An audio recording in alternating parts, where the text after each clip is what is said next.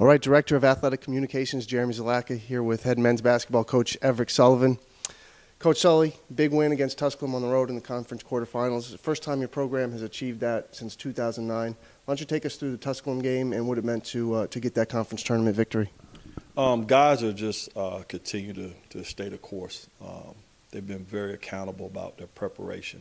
I think when you prepare the right way, team is pretty much confident about their abilities. We've had a great outcome in terms of our performances on the road.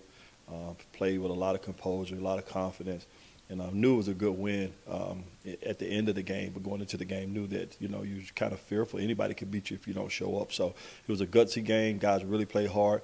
Didn't really have a great offensive game really to start out, but I thought they understood that if you continue to defend and rebound the basketball, it's going to put you in a position to win the game. So our seniors led the way. I don't think those guys was going to allow us to lose that game, and they had the right mentality at halftime. We just talked about some adjustments. We were able to come out and be a little bit more productive on the offensive end as well in the second half. Tusculum had been one of the hottest teams in the league. They'd won 6 in a row going into that one. It was a tight game late, and you held them scoreless for about three and a half minutes late, went on a 9-0 run to push your lead from 1 to 10 and kind of grab the victory. What did it mean to see that on the defensive end from your guys? Yeah, I continue to encourage the defensive effort, the communication. Got to have max effort. Got to play with you got to play with your hair on fire. You got to every loose ball, no 50-50 balls. They got to be our ball. We really focus on going to the glass, not allowing Tusculum, a team I think they're ranked 14th in the nation in offensive rebounding, to beat us with second chance opportunities. If you looked at their stats, whenever they got more shots than their opponents, they pretty much were in the game or they won the game. So we had to have 5 bodies on the glass, put a body on a body, put our hard hats on. Our guards lead the way. I think Corey had 8 rebounds, Jabril had 8 rebounds, Awana had 8 rebounds. That's the type of effort that you need to win a tournament game. So very pleased with that. And then we were able to make some free throws and make some plays down that stretch where we did it defensively. Now we had to go back and get manufactured points on the offensive end. I think RJ hit a big 3. Awana made a couple big plays on both ends of the floor. And, Corey wasn't going to allow us to lose that game, and I just loved his mentality. Talking about a couple of those names you mentioned, all conference came out. Jabril Jallo, second team, Corey Thomas, honorable mention. Tell us what those guys have meant to your program this year and throughout their careers here. I think my assistant coaches said it well. Those guys have laid, my first year, of course, we inherited some guys that were really good players. My second year was kind of a core group that I brought in. When you bring in guys, you never know how it's going to all play out. We wanted high-character guys that were going to do it the LR way and do – bring all the intangibles and the intangibles to the court every day and into the classroom. So those guys came in, and we knew that they had it in them.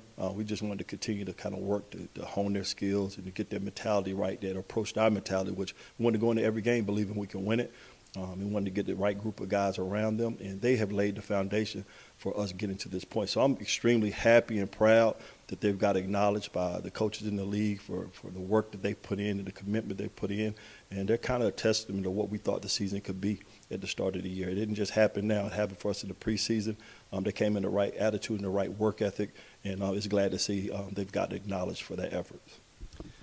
Going back to that win over Tusculum, that set a pretty nice mark for you, get to the 20-win plateau.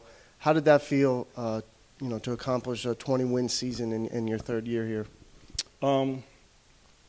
Sometimes as coaches you get to chasing the next win.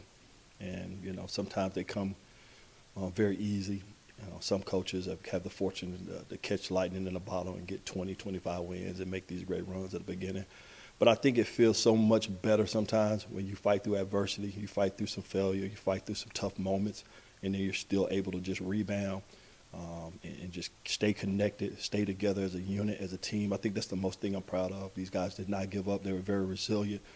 Even during our toughest moments, they didn't point fingers. They didn't blame each other. They just wrapped around each other, loved, cared for each other, and just went out and continued to stay the course and do what we asked them to do. So it's a great accomplishment also, but I don't know if I want to look back now. I'm trying to stay focused, trying to take that next step and continue to just, at the end of the day, leave a positive legacy, not among the university, but also with these guys. Well, looking forward is what we'll do, and we'll look forward. We got Queens in the semifinal round on Saturday. What can we expect in that game? That's a team that you played for. This will be the third time. You won on each other's home floor so far this year. What does round 3 look like with Queens? Well, we're going in very optimistic, about how we're playing and our mentality. So I think we got to do the things that we talk about, we in our program. It's been kind of the staple of who we are. We're going to defend.